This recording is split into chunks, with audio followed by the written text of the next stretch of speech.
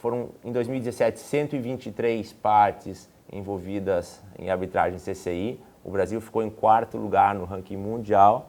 Então, só os Estados Unidos, a França e a Alemanha usavam mais arbitragem CCI do que o Brasil, certo? 13 partes estatais. Foram 28 casos com sede de arbitragem no Brasil, ficou em 6º no ranking global, o que é muito importante. É interessante ver que os casos brasileiros na CCI não necessariamente são os chamados casos internacionais. Muitas daquelas disputas são parte brasileira contra parte brasileira, em português, direito brasileiro aplicável, sede no Brasil. E isso aí se reflete nessas estatísticas, o número de casos, 28 casos com sede no Brasil, de um total de 51 casos envolvendo partes brasileiras. Então, mais da metade deles tinham sede no Brasil. E os árbitros brasileiros são muito nomeados.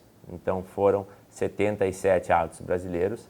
Obviamente, não 77 árbitros diferentes, mas 70 vezes um árbitro brasileiro. Nada impede que uma mesma pessoa tenha sido nomeada 3 vezes.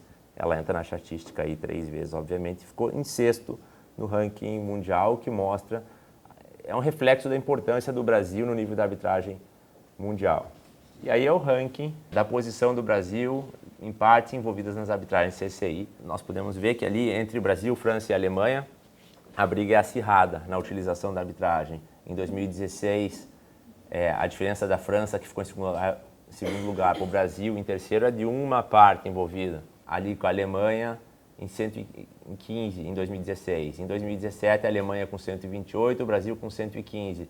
Ali os números é questão de 1 ou 2 arbitragens envolvendo mais partes, já seria a questão do Brasil estar em segundo lugar. Eu estou esperançoso para 2018. O ranking mostra o Brasil vindo muito bem, eventualmente, para conseguir finalmente ficar em segundo lugar nas partes globais, né, da CCI, no ranking geral.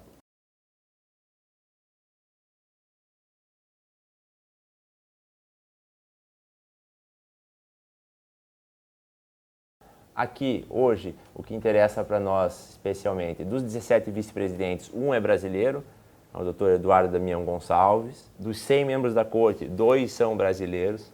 É o Lauro da Gama, como hoje o membro titular, e a Eliane Carvalho como membro suplente. Daqui 3 anos, o professor Lauro, que inclusive é aqui do Rio de Janeiro, ele sai, a Eliane passa a ser o membro titular e alguém novo vai entrar. Anteriormente era o João Bosco como titular, o Lauro como suplente, e antes disso era a Selma Lemes, a professora Selma Lemes como titular e o João Bosco como suplente. Então a ideia é que um membro fique 6 anos, 3 anos como suplente, 3 anos como titular, e tenha rotatividade.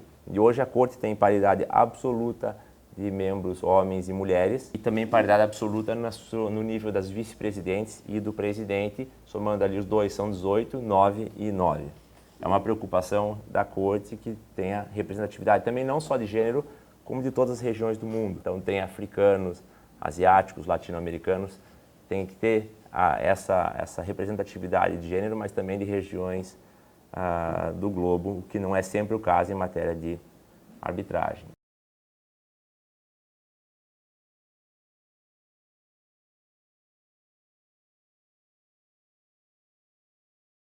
A CCI ela divide a sua secretaria em equipes, porque como ano passado foram parte de 142 nacionalidades.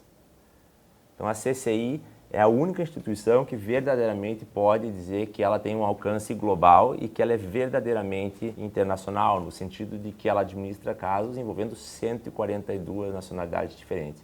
E para poder fazer isso, ela tem que se dividir em equipes especializadas nas regiões do mundo. Ia ser meio estranho a equipe da Ásia administrando um caso entre a Petrobras e não sei qual outra empresa brasileira, muito brasileira, ficaria estranho. Então a CCI tem a equipe latino-americana para os casos latinos e agora um escritório especial só para o Brasil, que fica localizado em São Paulo. Para as partes brasileiras, em razão da importância do Brasil, é feito todo um privilégio, um favor.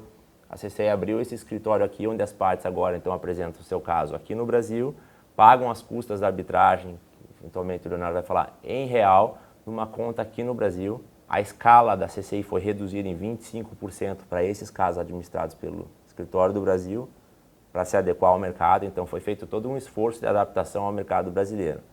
Para os outros, se aplica a regra geral, que é o regulamento, as escalas em dólar, e aí é dividido por essas 11 equipes, francesa, latino-americana, Common Law, Suíça, parará, e assim por diante.